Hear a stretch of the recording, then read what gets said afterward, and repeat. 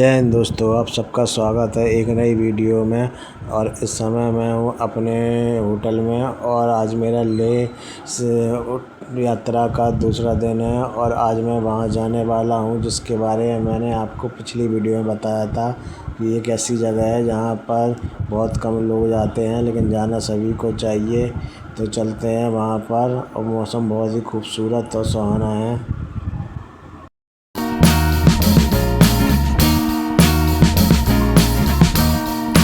पहाड़ों की खूबसूरती को देखते हुए मैं बढ़ रहा था अपनी मंजिल की ओर। जैसे जैसे पहाड़ की तरफ बढ़ता जा रहा था, खूबसूरती बढ़ती जा रही थी।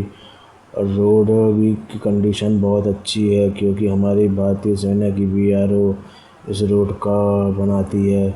उनके लिए एक सैल्यूट है। अब मैं बढ़ रहा था अपने खारदुंगला पास की तरफ और ये नज़ारा जो मेरी आँखों के सामने आया तो मैंने सोचा भी नहीं था कि मुझे इतनी बर्फ़ और इतने खूबसूरत पहाड़ देखने को मिलेंगे। पूरे पहाड़ों पर बर्फ़ से ढकी हुई बिल्कुल सुंदरता, इतनी खूबसूरत। और मुझे पूरे लद्दाख में कहीं पर बर्फ़ देखने को नहीं मिली सिवाय खारदुंगला पास के। और खारदुंगला पास का यह नज़ारा, चारों तरफ बर्फ़ के पहाड़ी पहाड़, बर्फ़ भी इतनी साफ़ और सुथरी कि अभी का स्नोफॉल था हाल ही का। मैंने जब बर्फ़ को अपने हाथों से छुआ ना तो एक अलग ही फीलिंग आई। जैसा देखिए मैंने बर्फ़ को अपने हाथ में लिया, बर्फ़ बिल्कुल साफ़ सुथरी और सफ़ेद थी। ये गंदी वाली बर्फ़ नहीं थी, क्योंकि ये हाल ही का स्नोफॉल था। और खारदुंगला पास का नज़ारा बहुत ही खूबसूरत था।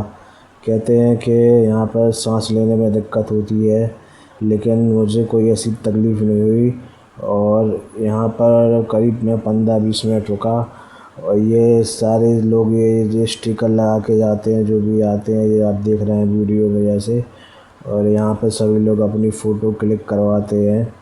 अगर आप अभी तक लद्दाख नहीं आए हो तो एक बार आओ और इन सब चीज़ों को महसूस करो, तब आपको एहसास होगा कि यहाँ कितना सुंदर शहर है। अब यहाँ से आगे बढ़ने का समय हो चुका था। अपनी मंजिल की ओर बढ़ने के लिए मैं आगे चल पड़ा था और इन खूबसूरत नज़ारों को आँखों में कैद करके आगे बढ़ने लगा। मैं जुलाई में गया तब इतनी बर्फ़ थी और सर्दियों में नवंबर दिसंबर में तो पूरा शहर ही सफ़ेद बर्फ़ की चादर से ढक जाता है। सड़क पर भी बर्फ़ जमी हुई थी। अब आगे बढ़ने का समय हो चुका था और यहाँ बिल्कुल पहाड़ बदल चुके थे। यहाँ पर कोई बर्फ़बारी नहीं थी, लेकिन पहाड़ों की यहाँ अलग ही एक खूबसूरती देखने को मिल रही थी। बीच में सड़क और दोनों तरफ पहाड़।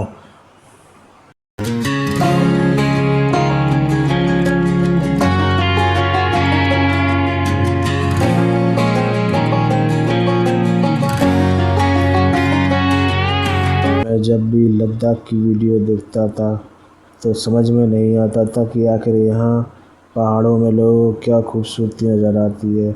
लेकिन जब यहाँ आया और मैंने अपनी आँखों से देखा और उस सब चीज़ों को मैंने महसूस किया, तब लगा कि हाँ, इन पहाड़ों को क्यों खूबसूरत कहा जाता है। जब इतनी खूबसूरत जगह हो और रोड इतनी अच्छी हो, बिल्कुल स्मूथ, तो गाड़ी की स्पीड अपने आप बढ़ जाती है। सचमुच इस रोड पर गाड़ी चलाने का एक अलग ही एक्सपीरियंस है।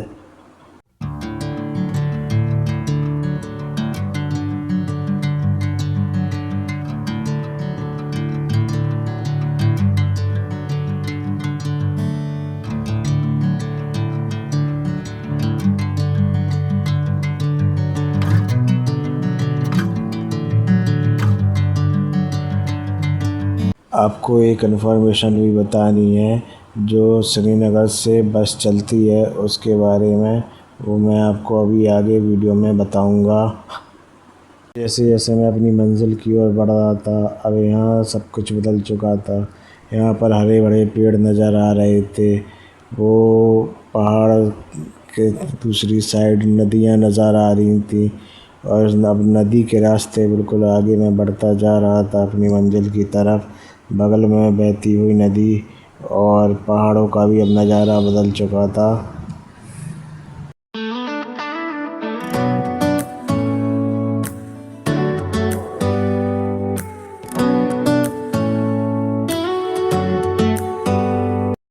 इसी रूट पर पनामिक विलेज भी पड़ता है, जहाँ पर हॉट स्प्रिंग वाटर देखने को आपको मिलता है, तो वो भी आप देख सकते हैं। मैं वहाँ पर नहीं गया था, मेरी मंजिल मेरे सामने नज़र आने लगी थी, इसलिए मैं अपनी मंजिल की ओर बढ़ रहा था।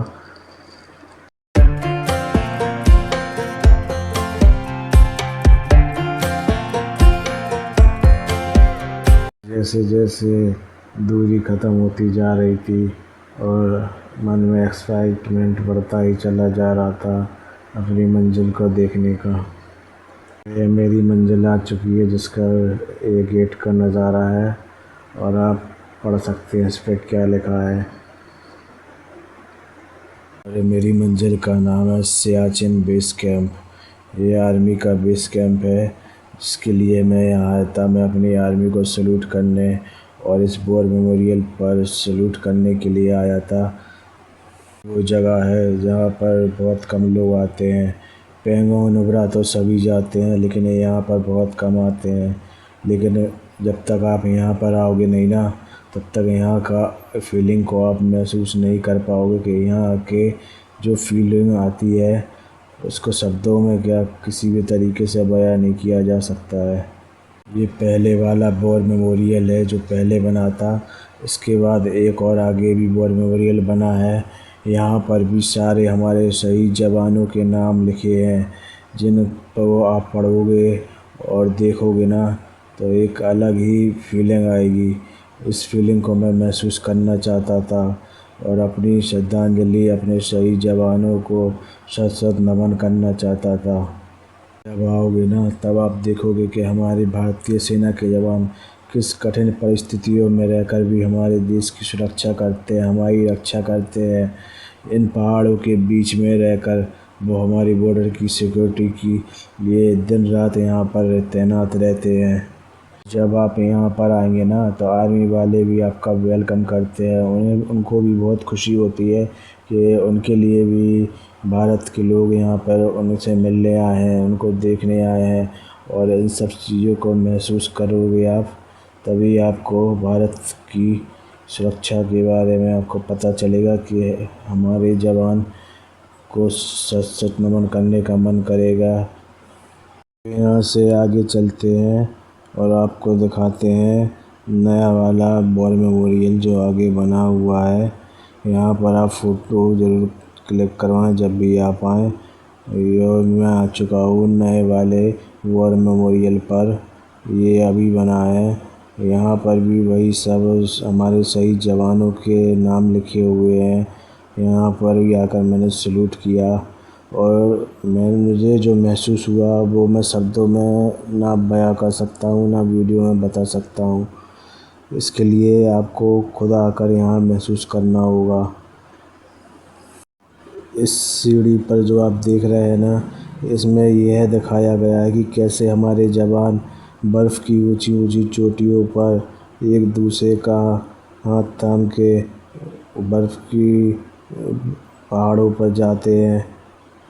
यहाँ की हवा में भी एक शांति, सुकून और एक अलग ही तरह की फीलिंग आएगी। जब भी आप यहाँ आओगे तो सब कुछ अलग ही तरह से महसूस होता है। लेह सिटी से यहाँ तक की दूरी लगभग 200 किलोमीटर है, तो आप एक दिन में सुबह जल्दी निकल के और शाम तक आप वापस लेह भी पहुँच सकते हैं। और अगर आप बीच में कहीं रुकना चाहते हैं तो आपको स्टे के ऑप्शन भी मिल जाते हैं। जय हिंद, वंदे मातरम। एक बार फिर अपनी भारतीय सेना को शत शत नमन करता हूँ। जय हिंद। शाम को लेह सिटी वापस आ चुका था और ये है लेह का बस स्टैंड। और यहीं से आपको श्रीनगर मनाली जाने के लिए टैक्सी और बसेस मिलती हैं। से आपको शेयरिंग टैक्सियाँ भी मिल जाती हैं जो श्रीनगर और मनाली वाले रूट पर जाती हैं। इन सभी का किराया अलग अलग होता है सीट के हिसाब से। तो अगर आप बस से नहीं जाना चाहते हैं तो आप इस शेयरिंग टैक्सी से भी जा सकते हैं। मैं आपको श्रीनगर से आने वाली बस के बारे में बताता हूँ। एक बस है 980 वाली और एक है 1350 रुपये वाली। तो एक दिन 980 वाली आती है, फिर दूसरे दिन 1350 वाली आएगी। एक दिन जब यहाँ लेह से 980 वाली श्रीनगर पहुँचेगी तो वहाँ से 1350 वाली चलेगी। ऐसा ही होता है। और इन दोनों बस में सिर्फ अंतर इतना है कि 980 वाली में स्पेस कम रहता है, उसमें पुशबैक सीट नहीं होती है।